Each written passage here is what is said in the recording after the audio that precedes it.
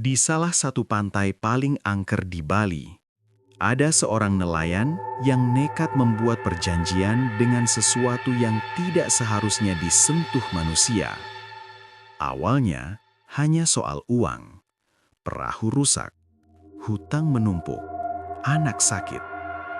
Tapi malam itu, di bawah langit tanpa bulan, ia menancapkan keris ke pasir dan memanggil nama yang tidak boleh dipanggil. Dan sejak malam itu, setiap gelombang membawa satu nama, satu korban, satu nyawa. Ini bukan cerita legenda.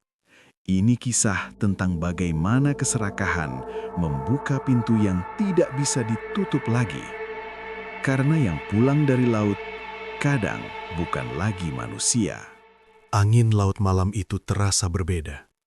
Di sebuah pantai sepi di selatan Bali, jauh dari keramaian turis, hanya ada suara ombak menghantam karang dan desir angin yang menusuk tulang. Pantai itu berada di balik tebing curam. Jalan setapaknya hanya diketahui nelayan setempat. Di sanalah Wayan Sudira berdiri. Seorang nelayan biasa yang hidupnya selalu pas-pasan. Perahunya kecil, mesinnya sering mogok. Hasil tangkapannya tidak pernah cukup untuk membayar hutang. Sudah 3 bulan ia gagal melaut dengan hasil memuaskan. Anaknya, Komang, harus berhenti sekolah karena biaya. Istrinya, Madesri, mulai sering diam dan memendam kecewa. Malam itu adalah malam tilem. Bulan mati, langit gelap tanpa cahaya. Wayan membawa sesajen lengkap. Bukan sesajen biasa. Ada ayam hitam yang masih hidup. Ada kendi kecil berisi ayam laut yang ia ambil saat ombak pertama menghantam kaki pantai. Dan ada sebilah keris tua yang bukan miliknya. Keris itu ia dapat dari seorang pria tua yang tinggal di pedalaman desa. Orang-orang menyebutnya Balian Laut. Pria tua itu berkata dengan suara berat, "Kalau kau ingin kaya, laut akan memberi. Tapi laut tidak pernah memberi tanpa mengambil." Wayan waktu itu hanya mengangguk. Ia tidak peduli apa yang diambil. Ritual pertama. Wayan menancapkan keris ke pasir. Angin mendadak berhenti. Ombak yang tadinya keras tiba-tiba menjadi tenang. Terlalu tenang. Ia menyembelih ayam hitam itu. Darahnya mengalir ke pasir dan langsung terserap seperti diminum oleh tanah. Tiba-tiba air laut di depannya bergerak melingkar. Bukan seperti ombak biasa, seperti ada sesuatu yang berputar di bawahnya. Wayan menelan ludah. Dari tengah pusaran air muncul sosok wanita. Ia berdiri di atas permukaan laut, memakai kebaya adat Bali berwarna hijau tua. Rambutnya panjang terurai. Wajahnya cantik, tapi pucat seperti mayat. Matanya kosong tanpa pantulan cahaya. Wayan gemetar. "Engkau memanggilku." Suara wanita itu lembut, tapi terdengar seperti datang dari dalam air. Wayan berlutut. "Saya ingin hasil laut melimpah. Saya ingin kaya." Wanita itu tersenyum tipis. "Kekayaan akan datang. Perahumu tak akan pernah pulang kosong. Tapi setiap gelombang yang membawamu rizki akan membawa satu nama." Wayan tidak mengerti. "Satu nama? Nanti kau akan mengerti." Air laut naik perlahan hingga menyentuh kakinya. Dingin sekali, seperti es. "Terimalah tanda dariku." Wanita itu menghilang dan pusaran air menyatu kembali menjadi ombak biasa. Di pasir tempat keris tertancap, kini ada kalung kecil berbentuk sisik ikan berwarna hitam mengkilap. Hasil yang mustahil. Keesokan harinya, Wayan melaut seperti biasa. Langit cerah, laut tampak biasa. Namun saat ia menarik jaring, ia hampir tidak percaya. Ikan-ikan besar memenuhi perahunya. Tuna, kakap, bahkan lobster besar yang jarang ia dapatkan. Perahunya hampir tenggelam karena terlalu penuh. Hari itu ia menjual hasil tangkapan 3 kali lipat dari biasanya. Besoknya lebih banyak lagi. Seminggu kemudian ia sudah mampu melunasi sebagian hutangnya.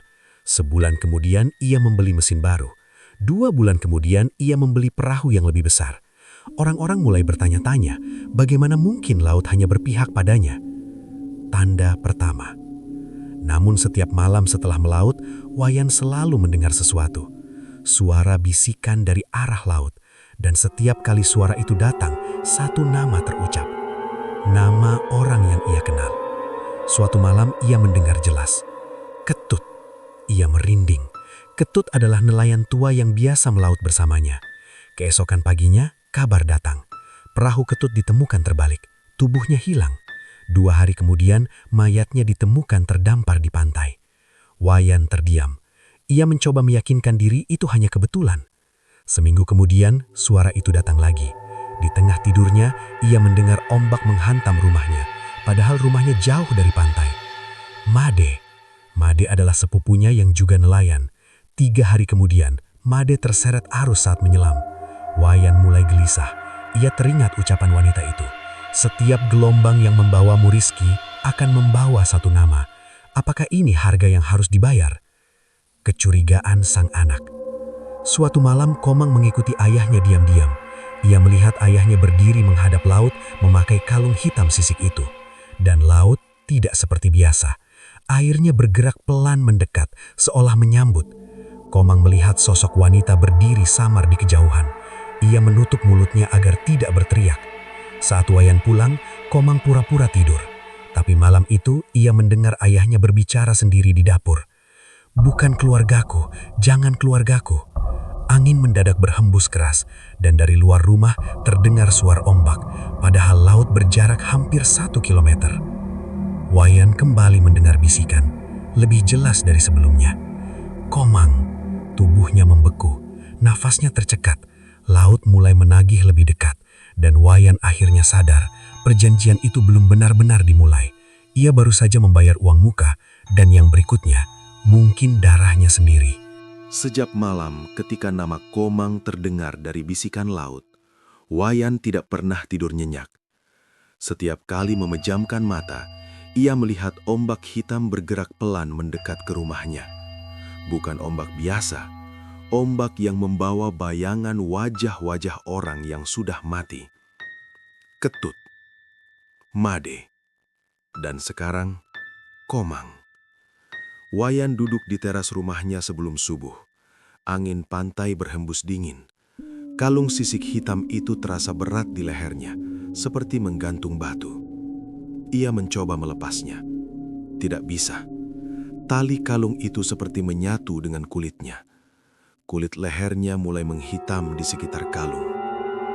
Laut yang terlalu murah hati. Siang itu hasil tangkapannya kembali melimpah. Lebih banyak dari biasanya. Padahal nelayan lain pulang dengan perahu hampir kosong. Cuaca buruk, arus aneh, ikan sulit ditemukan. Tapi jaring Wayan selalu penuh.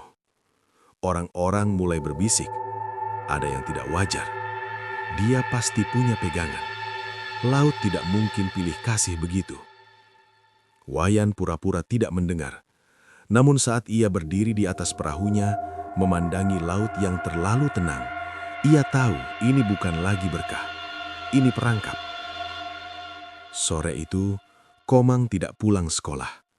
Made Sri panik. Wayan berusaha terlihat tenang, tapi jantungnya seperti dihantam ombak. Ia ingat bisikan itu. Komang. Mereka mencari ke rumah teman-temannya. Tidak ada.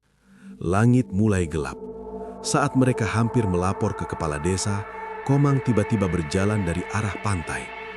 Bajunya basah, kakinya penuh pasir. Matanya kosong. "Komang," Made Sri memeluknya. "Kenapa kamu ke pantai?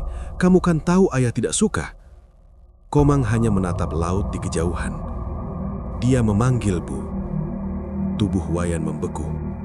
"Siapa?" "Dia, perempuan itu.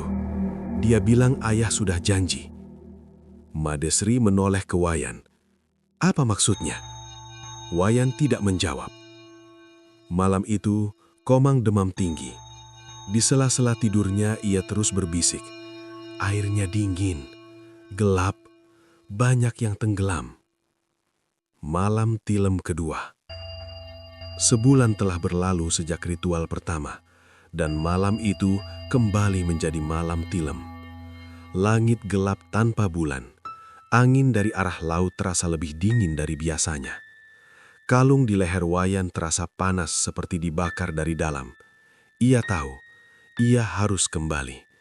Jika tidak, laut akan datang sendiri tanpa memberi pilihan. Diam-diam, ia mengambil keris tua itu dan berjalan menuju pantai yang sama. Langkahnya berat. Hatinya penuh ketakutan yang belum pernah ia rasakan sebelumnya. Syarat yang sebenarnya. Pantai itu kembali sunyi, tapi kali ini ombak sudah membentuk pusaran sebelum ia melakukan apapun. Wanita itu muncul lebih cepat. Wajahnya tetap cantik, tapi sekarang senyumnya lebih lebar. "Kau menikmati pemberianku," katanya. Wayan berlutut. "Ambil dariku saja, jangan anakku." Wanita itu memiringkan kepala. "Tidak ada yang gratis. Aku sudah beri ayam, aku sudah beri darah. Itu hanya pembuka pintu." Air laut naik perlahan hingga setinggi lutut Wayan. "Setiap rezeki yang kau ambil, satu nyawa harus kembali ke laut." Wayan gemetar. "Bukan keluargaku." Wanita itu mendekat. Kini wajahnya hanya sejengkal dari Wayan. Matanya kosong, tapi dalam kosong itu seperti ada ribuan tangan yang bergerak. "Kau tidak memilih siapa, laut yang memilih." "Kalau aku berhenti melaut?"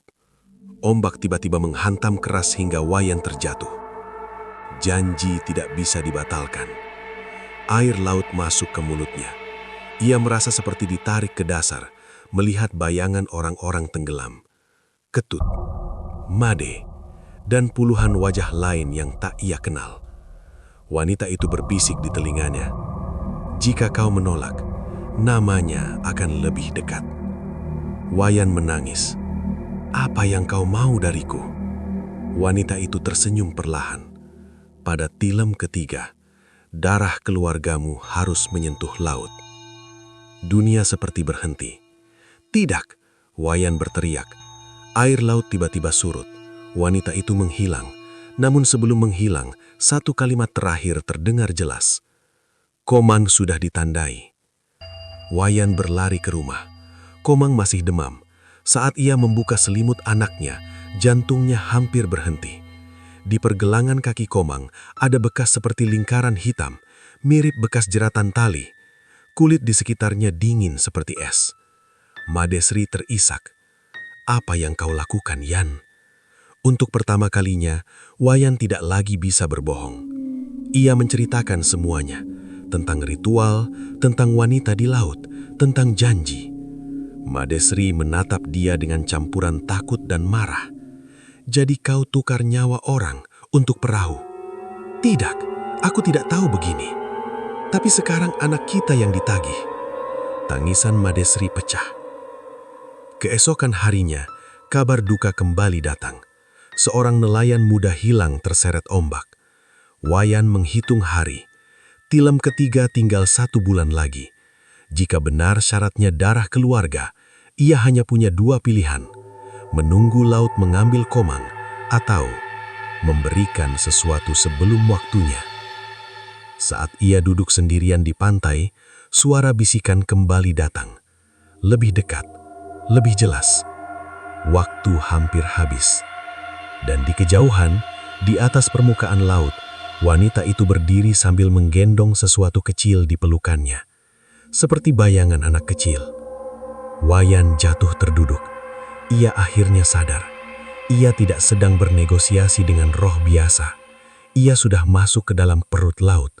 Dan laut tidak pernah melepaskan mangsanya. Sejak malam di pantai itu, Wayan tidak pernah merasa sendirian.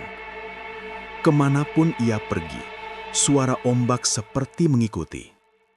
Padahal laut berjarak hampir 1 kilometer dari rumahnya. Setiap kali angin berhembus, terdengar samar, "Yan." Seperti seseorang memanggil dari dalam air. Desa mulai berbisik.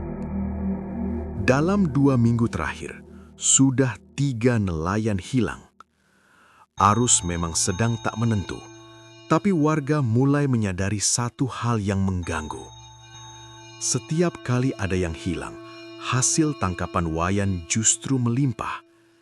Perahunya selalu pulang paling berat. Suatu sore di Balai Banjar, beberapa warga membicarakannya.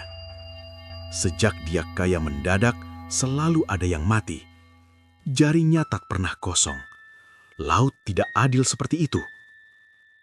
Kelian desa akhirnya memanggil Wayan. "Apa yang kau lakukan di laut?" tanya beliau pelan tapi tegas. Wayan mencoba tenang. "Saya hanya melaut seperti biasa." "Tidak ada yang biasa dari laut akhir-akhir ini." Tatapan warga terasa seperti tombak. Wayan pulang dengan langkah berat. Ia tahu waktu semakin sempit, nama yang semakin dekat. Malam itu suara itu datang lagi. Tidak lagi dari kejauhan, tapi seperti dibisikkan tepat di telinganya. "Putu!" Wayan terlonjak. Putu adalah keponakannya sendiri, anak dari kakaknya yang tinggal satu gang dari rumahnya. Tubuhnya gemetar. "Tidak, jangan lagi keluarga." Angin mendadak berhenti. Sunyi. Lalu terdengar suara ombak menghantam keras. Padahal malam itu laut sedang surut. Pertanda di pantai. Keesokan paginya, Komang kembali menghilang. Madesri menjerit panik. Wayan berlari menuju pantai. Dan benar, Komang berdiri di bibir air, memandangi laut dengan wajah kosong. Kakinya perlahan melangkah masuk. Air sudah setinggi lututnya. "Komang!" Wayan berteriak dan berlari menarik tubuh anaknya. Tubuh Komang dingin sekali. Bibirnya pucat. Dia bilang, "Putu akan menggantikan kalau aku tidak datang." Bisik Komang lemah. Dunia Wayan runtuh. Laut kini tidak hanya memanggil. Laut mulai mengatur. Korban berikutnya. Sore itu, Putu ikut pamannya melaut. Bukan Wayan, tapi kakaknya sendiri. Langit awalnya cerah. Tiba-tiba awan hitam datang tanpa tanda. Ombak membesar mendadak. Perahu kakaknya berhasil kembali, tapi Putu terlempar saat ombak menghantam. Tubuhnya hilang di antara gelombang. Warga berusaha mencari hingga malam. Tidak ditemukan. Wayan berdiri jauh dari kerumunan. Ia tidak ikut mencari. Ia hanya memandangi laut yang terlihat terlalu tenang setelah badai singkat itu. Dan dalam suara ombak, ia mendengar dengan jelas. "Satu lagi." Tuduhan terbuka. Mayat Putu ditemukan 2 hari kemudian, terandap di pasir yang sama, tempat Wayan melakukan ritual. Tubuhnya penuh pasir, mata terbuka, seakan menatap seseorang. Desa meledak dalam kemarahan. Kakaknya sendiri mendatangi rumah Wayan. "Kau yang melakukannya. Saya tidak pernah menyentuh dia. Tapi sejak kau kaya, orang-orang mati." Warga mulai berkumpul. Tatapan mereka tidak lagi penuh curiga. Kini penuh kebencian. Madesri menangis, memeluk Komang. "Sudah cukup, Yan. Hentikan semua ini." Wayan hanya bisa diam. Ia tahu mereka tidak salah. Tapi ia juga tahu ia tidak punya cara untuk berhenti. Tilem semakin dekat. Tinggal 2 minggu menuju tilem ketiga. Bekas lingkaran hitam di kaki Komang kini semakin jelas, seperti tanda yang menunggu waktu. Setiap malam, Komang bermimpi tenggelam. Ia selalu terbangun sambil menangis. "Ayah, di bawah laut banyak orang. Mereka pegang kakiku." Wayan tidak kuat lagi. Ia kembali ke pantai sendirian. Kali ini tanpa sesajen, tanpa keris. Ia hanya ingin memohon. Wanita itu muncul tanpa dipanggil. Kini wajahnya tidak lagi sepenuhnya cantik. Kulitnya mulai retak seperti karang kering. Dari celah retakan itu, terlihat air laut terus menetes. "Apakah kau ingin membatalkan?" tanyanya keras. "Ambil aku saja." Wanita itu tersenyum tipis. "Nyawamu tidak cukup. Apalagi yang kau mau?" Ombak meninggi perlahan. darah yang sama. Wayan terdiam. Ia mengerti sekarang. Yang dimaksud bukan sekedar keluarga, tetapi garis keturunan, anak. Wanita itu mendekat. Pada malam tilem, jika darahnya tidak menyentuh laut, seluruh rumahmu akan tenggelam. Air laut tiba-tiba menyembur hingga membasahi dada Wayan, padahal ia berdiri jauh dari bibir pantai. Dan kali ini, bukan satu nama. Wanita itu menghilang. Malam itu hujan deras mengguyur desa. Petir menyambar tanpa henti. Wayan berdiri di depan rumahnya menatap Komang yang tertidur lemah. Di luar suara ombak semakin jelas. Bukan di pantai, tapi seperti mengalir di sepanjang jalan desa. Dan dalam gemuruh hujan, Wayan mendengar sesuatu yang membuat darahnya membeku. Bukan hanya satu suara, tapi banyak, puluhan, menyebut satu nama bersamaan. Komang! Komang! Tilem tinggal menghitung hari, dan desa mulai percaya. Wayan bukan korban. Wayan adalah pintu. Hujan belum berhenti sejak malam itu. Langit seperti menahan sesuatu yang lebih besar dari badai. Desa mulai gelisah. Tidak ada yang berani melaut sendirian lagi. Beberapa nelayan bahkan memilih tidak turun ke laut sama sekali. Tapi anehnya, hanya satu perahu yang tetap berangkat setiap pagi. Perahu Wayan. Dan selalu kembali dengan muatan penuh. Itulah yang akhirnya membuat warga tidak bisa lagi diam. Suatu pagi, Wayan memaksakan diri melaut. Bukan karena ingin kaya, tapi karena takut. Jika ia berhenti, laut akan menagih lebih cepat. Ia berdiri di atas perahu barunya, memandangi air yang tampak tenang. Terlalu tenang. Tidak ada burung camar, tidak ada riak kecil. Seperti laut sedang menahan napas. Ia melempar jaring. Belum sampai 1 menit, jaring itu terasa sangat berat. Terlalu berat. Saat ia tarik, bukan hanya ikan yang naik. Ada potongan kain. Kain putih. Seperti bagian dari pakaian upacara. Wayan menatapnya lama. Ia tahu kain itu milik siapa. Itu milik Putu saat terakhir terlihat di tepi pantai. Jantungnya berdetak keras. Ia mencoba membuang kain itu kembali ke laut. Namun saat kain menyentuh air, air berubah hitam di sekitarnya. Dan dari bawah permukaan muncul bayangan tangan. Banyak tangan. Menyentuh lambung perahu. Menepuk pelan. Seperti mengetuk dari dalam air. Wayan berteriak dan menarik mesin sekuat tenaga. Perahunya melaju cepat kembali ke darat.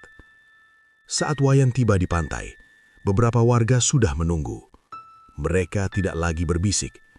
Mereka berdiri dengan wajah keras. Kalian desa maju. Kami akan melakukan upacara pembersihan laut sebelum tilem, katanya tegas. Dan kau akan ikut. Wayan menunduk. Ia tahu mereka mulai menyadari sesuatu. Bukan sekedar badai, tapi ada yang membuka pintu. Dan mereka tahu siapa yang berdiri di depan pintu itu. Perahu tanpa awak. Sore itu, seorang nelayan muda bernama Gede memaksa melaut sendiri. Ia ingin membuktikan bahwa laut hanya kebetulan ganas. Warga sempat melarang, tapi Gede keras kepala. Langit cerah saat ia berangkat. Namun 1 jam kemudian, awan hitam menggulung cepat dari arah selatan. Angin berubah dingin. Hujan turun seperti ditumpahkan dari langit. Semua orang berdiri di tepi pantai, menunggu. Badai itu hanya berlangsung 15 menit. Singkat. Terlalu singkat untuk sebesar itu. Dan setelah badai reda, perahu Gede terlihat di kejauhan, mengapung perlahan mendekat ke pantai. Tanpa dikendalikan. Tanpa suara mesin, tanpa awak. Warga berlari ke air. Perahu itu kosong. Tidak ada darah, tidak ada tanda perlawanan. Hanya air laut yang masih menggenang di dasar perahu. Dan di tengah genangan itu, ada kalung kecil berbentuk sisik hitam. sama persis seperti milik Wayan. Semua mata langsung menoleh kepadanya. Wajah Wayan pucat. Ia meraba lehernya. Kalungnya masih ada. Artinya, itu bukan miliknya. Itu tanda baru. Desa melakukan sembahyang bersama di tepi pantai. Obor dinyalakan. Mantra dibacakan. Namun saat doa hampir selesai, ombak tiba-tiba naik sangat tinggi. Tidak wajar. Tidak ada angin besar, tidak ada gempa. Air laut meluap hingga mencapai kaki warga. Api obor satu persatu padam. Dalam gelap mereka melihat sesuatu. Di atas permukaan air, berdiri sosok wanita berbaju adat Bali. Rambut panjangnya melayang tanpa angin. Di belakangnya, bayangan banyak orang berdiri di dalam air. Wajah-wajah pucat. Beberapa dikenali warga. Ketut, Made, Putu, dan kini Gede. Teriakan pecah. Warga lari meninggalkan pantai. Wanita itu tidak bergerak. Matanya lurus menatap satu orang, Wayan. Dan perlahan ia mengangkat tangan menunjuk ke arah desa. Air laut ikut bergerak maju setengah meter lagi, lalu berhenti, seperti memberi peringatan. Madesri akhirnya melihat. Di rumah, Komang kembali demam. Lingkaran hitam di kakinya kini menjalar ke betis. Madesri tidak tahan lagi. Ia membawa Komang ke pantai meski hujan rintik masih turun. "Siapa kau?" teriaknya ke arah laut. Untuk pertama kalinya, Madesri melihat sosok itu. Wanita itu muncul pelan, tersenyum tipis. "Suamimu yang memanggilku." Madesri gemetar. "Apa maumu dari anakku?" Wanita itu mendekat hingga air menyentuh kaki Madesri. Janji hampir jatuh tempo. Wayan yang datang menyusul langsung berlutut. "Aku akan cari jalan lain." Wanita itu tertawa pelan. Suara tawanya seperti air masuk ke indet telinga. Tidak ada jalan lain. Ia menatap Komang. Darahnya sudah dicatat. Dan sebelum menghilang, ia berbisik pelan. Pada Tilem, laut tidak hanya mengambil satu. Malam semakin larut. Desa sunyi. Tapi suara laut tidak lagi terdengar seperti ombak, melainkan seperti napas. Berat. Dekat. Warga kini tidak hanya curiga. Mereka yakin seseorang telah membuka perjanjian dan laut sudah menunjukkan wujud aslinya. Di kamar, Komang tiba-tiba membuka mata. Matanya kosong. Ia duduk perlahan dan berkata dengan suara bukan miliknya, "Siapkan upacaranya, atau seluruh desa ikut tenggelam." Wayan terjatuh terduduk. Tilem tinggal beberapa hari lagi. Dan kini bukan hanya keluarganya yang terancam. Seluruh desa sudah ikut dalam perjanjian itu. Desa tidak lagi tenang. Sejak malam sosok wanita itu muncul di hadapan warga, tidak ada yang berani turun ke laut. Perahu-perahu ditarik jauh dari bibir pantai, jaring digulung, mesin dimatikan. Namun, laut tidak ikut diam. Setiap malam, ombak terdengar lebih dekat. Bukan hanya di pantai, tapi seperti mengelilingi desa. Rapat tertutup di Balai Banjar. Kelian desa memanggil seluruh kepala keluarga. Wayan juga dipanggil. Tatapan mereka kini tidak lagi sekadar curiga. Mereka takut. Dan ketakutan mudah berubah menjadi kemarahan.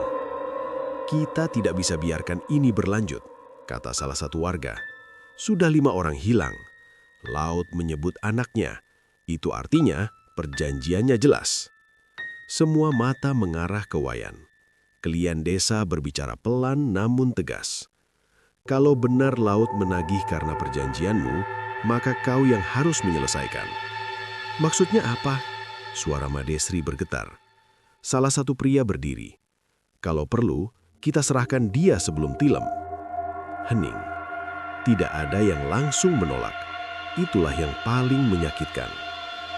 Di rumah, kondisi Komang memburuk. Lingkaran hitam di kakinya kini menjalar hingga paha. Setiap malam, Ia berjalan sambil tidur menuju pintu, menuju laut. 2 kali Wayan harus mengikat pintu dengan tali. Suatu dini hari, Komang berdiri di depan Wayan, matanya kosong. "Ayah, mereka sudah menunggu." "Siapa?" "Yang di bawah. Banyak sekali. Mereka tidak sabar." Madesri menangis tak henti. "Sudah, Yan, serahkan saja dirimu. Jangan anak kita." Wayan terdiam. Jika ia menyerahkan diri, apakah laut akan puas? Atau justru mengambil semuanya? Wayan kembali ke pantai. Tanpa dipanggil, wanita itu muncul. Kini wajahnya tidak lagi utuh. Kulitnya seperti terkelupas tipis, memperlihatkan gelap di baliknya. "Waktu hampir habis," katanya lembut. "Aku akan ikut denganmu," jawab Wayan. Wanita itu tersenyum. "Nyawamu terlalu kecil. Apalagi yang kau mau?" "Darah pertama dari garis keturunanmu." Wayan membeku. "Kau bilang satu darah keluarga saat tilem ketiga. Itu jika kau patuh." Air laut naik hingga setinggi pinggangnya. "Tapi karena kau ragu, satu harus jatuh sebelum malam itu." Jantung Wayan seperti berhenti. "Siapa?" Wanita itu mendekat, berbisik tepat di telinganya. "Yang paling lemah." Lalu menghilang. Keesokan harinya, beberapa warga mendatangi rumah Wayan. Mereka membawa tali, bukan untuk mengikat Komang, tapi Wayan. "Kami tidak mau anak-anak kami berikutnya," kata seseorang. Madesri berdiri di depan suaminya. "Kalau kalian sentuh dia, aku akan melawan." Ketegangan memuncak. Tiba-tiba terdengar teriakan dari arah pantai. Semua menoleh. Air laut naik cepat. Padahal cuaca cerah. Ombak setinggi 2 meter menghantam bibir desa. Rumah paling dekat pantai terendam. Warga panik. Dalam kekacauan itu, terdengar suara anak kecil menjerit. Bukan dari laut, dari dalam desa. Anak kecil tetangga mereka, Nengah, ditemukan tergeletak di halaman rumahnya. Tidak ada luka, tidak ada bekas kekerasan, tapi tubuhnya dingin seperti baru keluar dari air. Di kakinya ada lingkaran hitam, sama seperti Komang. Madesri menjerit. Wayan mundur perlahan. Ini bukan lagi tentang keluarganya saja. Laut mulai menandai anak-anak lain. Kelian desa memandang Wayan dengan wajah pucat. "Ini karena kau." Wayan menggeleng lemah. Namun jauh di dalam hatinya, ia tahu ini adalah peringatan. Jika ia tidak memilih satu, laut akan memilih sendiri, dan mungkin bukan hanya satu. Malam itu, Komang kembali duduk di tempat tidurnya. Ia menatap ayahnya lama.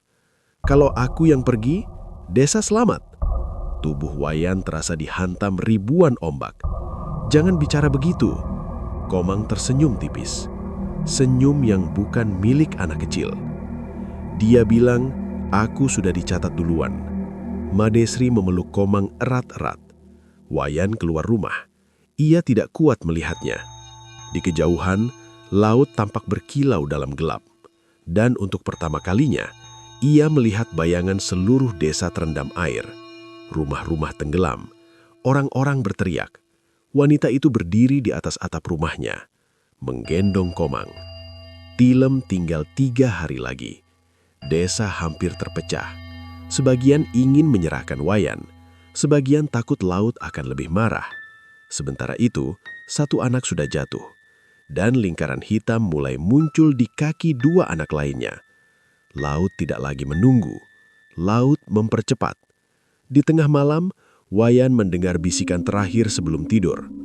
Besok, darah pertama harus menyentuh air. Wayan tahu, besok adalah hari penentuan. Dan jika ia tidak memilih, laut akan datang sendiri ke pintu rumahnya. 2 anak desa kini memiliki lingkaran hitam di kaki mereka. Bukan hanya Komang, Nengah masih terbaring lemah. 1 anak lagi mulai demam tanpa sebab. Desa mulai retak. Sebagian warga berjaga malam dengan obor. Sebagian lain menatap rumah Wayan seperti melihat sumber wabah. Namun di tengah semua itu, 1 orang mulai berpikir berbeda. Madesri. Ia tidak lagi hanya menangis. ia mulai mengingat. Rahasia yang disembunyikan Wayan. Malam sebelum ritual pertama, Wayan pernah pulang membawa sesuatu selain keris. Sebuah kain kecil berisi pasir hitam. Saat itu, Madesri tidak bertanya. Kini, ia mencarinya. Ia mengobrak-abrik lemari tua di dapur dan menemukan kain itu tersembunyi di bawah papan kayu. Pasir itu masih lembab, seperti baru diambil dari pantai. Saat ia menyentuhnya, tangannya terasa dingin sampai ke tulang. Dan untuk sesaat, ia mendengar suara wanita tertawa. Madesri menjatuhkan kain itu. Ia sadar, perjanjian itu bukan hanya lewat darah ayam. Ada sesuatu yang dibawa pulang. Sesuatu yang mengikat laut dengan rumah mereka. Diam-diam, Madesri pergi ke pedalaman desa, menemui pria tua yang pernah memberi keris pada Wayan. Orang-orang menyebutnya Balian Laut. Rumahnya sunyi, bau dupa dan asin laut bercampur. Pria tua itu seolah sudah menunggu. "Kau terlambat," katanya pelan. "Bagaimana memutusnya?" tanya Madesri langsung. Balian itu menatapnya lama.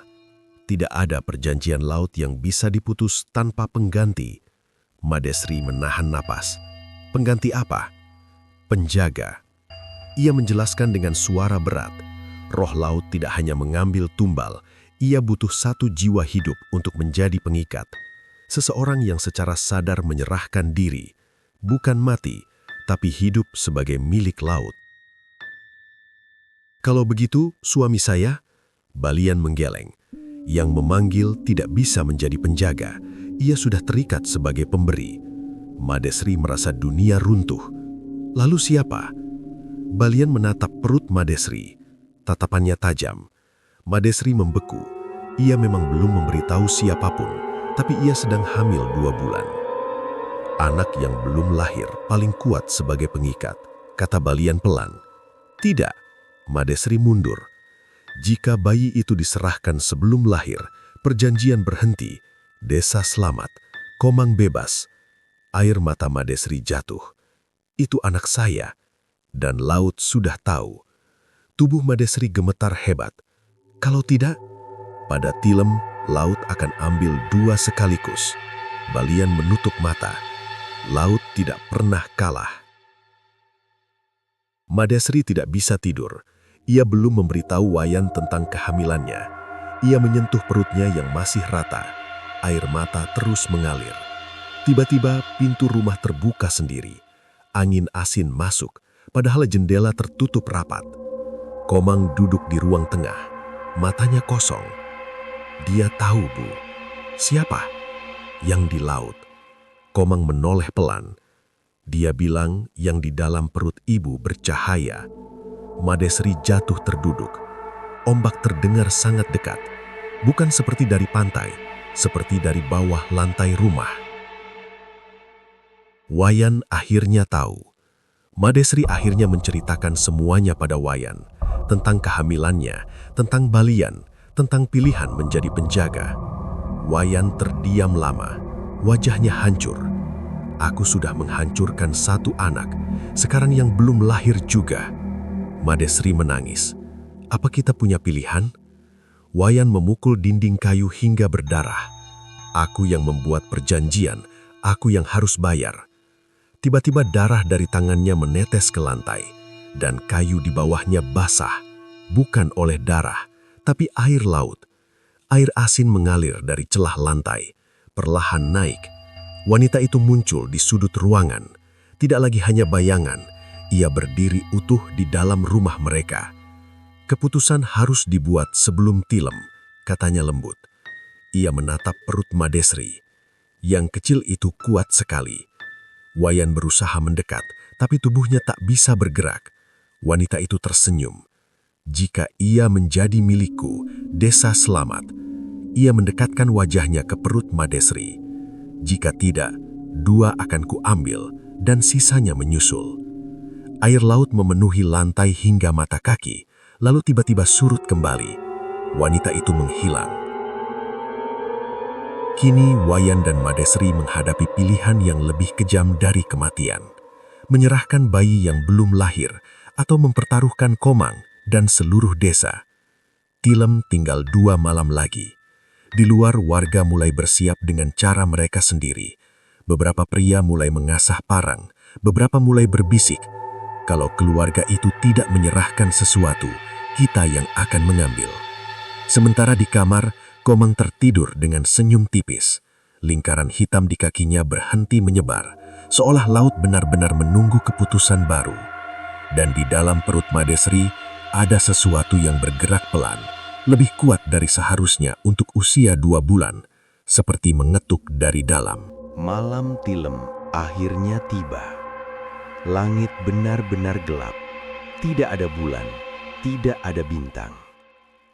Angin dari laut berhembus dingin, membawa bau asin yang lebih tajam dari biasanya. Ombak terdengar lebih berat, seperti sesuatu yang besar bergerak di bawahnya. Desa tidak lagi menunggu. Mereka berkumpul di tepi tebing yang menghadap langsung ke laut selatan, tempat tertinggi, tempat yang dianggap paling dekat dengan penguasa air. Obor menyala berjajar. Di tengah lingkaran warga, berdiri Wayan dan keluarganya. Keputusan yang dipaksa. Kelian desa berbicara dengan suara berat. Kita tidak bisa menunggu laut mengambil lebih banyak anak. Malam ini harus selesai. Beberapa warga membawa sesajen besar, ayam hitam, bebek, bahkan seekor kambing kecil. Tapi semua tahu, itu bukan yang diminta. Tatapan warga sesekali jatuh ke perut Madesri. Ada yang berbisik, ada yang tak sanggup menatap. Wayan berdiri seperti batu. Wajahnya kosong, tapi matanya merah. "Tidak ada yang menyentuh istriku," katanya pelan namun tegas. Seseorang menjawab, "Kalau bukan itu, siapa lagi?" Sunyi. Ombak menghantam karang di bawah tebing dengan suara keras. Ritual dimulai. Balian tua datang tertatih. Ia membawa keris yang dulu diberikan pada Wayan. Perjanjian dibuat di laut, katanya. Maka harus ditutup di laut. Warga membentuk lingkaran. Mantra mulai dibacakan. Api obor bergoyang liar meski angin tidak terlalu kencang. Air laut di bawah tebing mulai bergerak aneh. Bukan naik, tapi berputar. Seperti pusaran besar terbentuk perlahan. Dan dari tengah pusaran itu, wanita itu muncul. Lebih jelas dari sebelumnya. Kini wujudnya tidak lagi sepenuhnya menyerupai manusia. Kebaya adatnya robek di bagian bawah, berubah seperti menyatu dengan air. Rambutnya melayang panjang, dan kulitnya retak-retak seperti karang pecah. Di belakangnya, puluhan bayangan berdiri di atas permukaan laut. Semua korban. Semua menatap ke arah tebing. Tuntutan terakhir.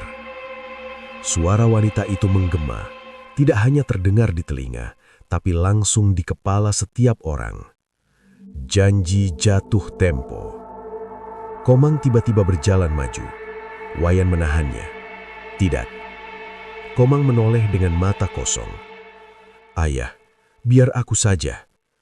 Madesri menjerit histeris. Lingkaran hitam di kaki Komang kini berdenyut seperti hidup. Wanita itu tersenyum. Yang kecil sudah siap. Madesri memegang perutnya. Tiba-tiba rasa sakit luar biasa menyerang. Ia terjatuh. Air dari laut tiba-tiba naik tinggi, hampir menyentuh kaki tebing. Balian tua berteriak, "Sekarang, pilih sebelum laut memilih." Pilihan yang menghancurkan. Wayan melihat Komang, lalu melihat Madesri yang meringis kesakitan sambil memegang perutnya. Jika bayi itu diserahkan, Komang selamat, desa selamat. Jika tidak, laut akan mengambil 2, mungkin lebih. Warga mulai gelisah. Beberapa pria melangkah mendekat. Wayan sadar, jika ia tidak memilih, desa akan memilih untuknya. Air laut kini hampir mencapai puncak tebing. Mustahil secara logika, tapi itu terjadi. wanita itu mengangkat tangan. Darah garis keturunan atau seluruh desa. Dalam kepanikan itu, Wayan tiba-tiba mengambil keris dari tangan Balian. Semua orang membeku. Ia tidak mengarahkannya ke Komang, tidak ke Madisri. Ia mengarahkannya ke dirinya sendiri. Aku yang memulai, aku yang menutup. Ia menusukkan keris ke dadanya. Darah mengalir deras. Warga menjerit. Darah itu jatuh ke batu tebing, lalu mengalir ke bawah, tersapu ombak. Air laut mendadak berhenti naik. Wanita itu menatap Wayan dengan ekspresi berubah. Bukan marah, bukan senang, tapi terkejut. "Kau bukan pengganti," katanya pelan. Wayan tersenyum lemah. "Aku bukan pengganti, aku pengikat." Ia melangkah mundur. Tubuhnya jatuh dari tebing ke arah pusaran laut di bawah. Madisri menjerit memanggil namanya. Tubuh Wayan jatuh tepat ke tengah pusaran. Air menelan dirinya. Sekejap, lalu pusaran itu berhenti. Air laut perlahan surut kembali ke batas normal. Bayangan para korban menghilang satu persatu. Wanita itu menatap tebing untuk terakhir kalinya. Matanya kini kosong tanpa ekspresi. "Ini belum selesai," bisiknya pelan-pelan. Lalu ia tenggelam bersama laut yang kembali gelap. Desa terdiam. Angin berhenti. Sunyi total. Komang pingsan. Madisri menangis tanpa suara. Lingkaran hitam di kaki Komang mulai memudar perlahan. Dan rasa sakit di perut Madisri berhenti. Fajar mulai muncul di ufuk timur. Laut tampak biasa, seolah tidak ada apa-apa terjadi. Tapi tubuh Wayan tidak pernah ditemukan. Hanya kerisnya yang terdampar keesokan pagi. Dan di gagangnya terlilit sisik hitam yang kini retak. Desa selamat untuk sekarang. Tapi malam sebelum fajar itu benar-benar terang, beberapa warga yang berjaga mengaku melihat sesuatu. Di tengah laut yang gelap, sosok pria berdiri diam.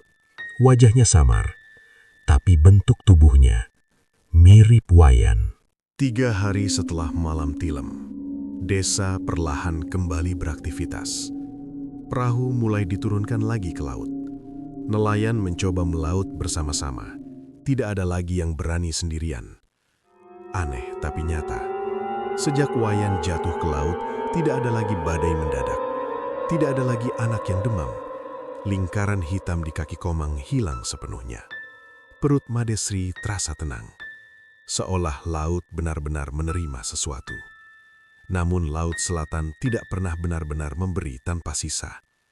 Pagi itu, seorang nelayan berteriak dari bibir pantai. "Ada mayat!"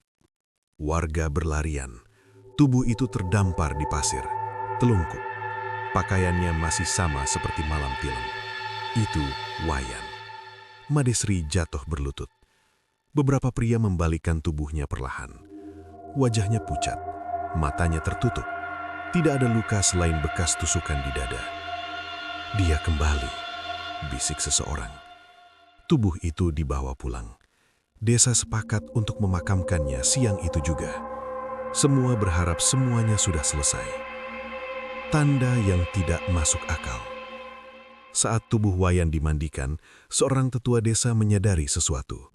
Kulitnya tidak berbau seperti mayat 3 hari. Tidak kaku, tidak membusuk, terlalu utuh. Seolah baru saja mati.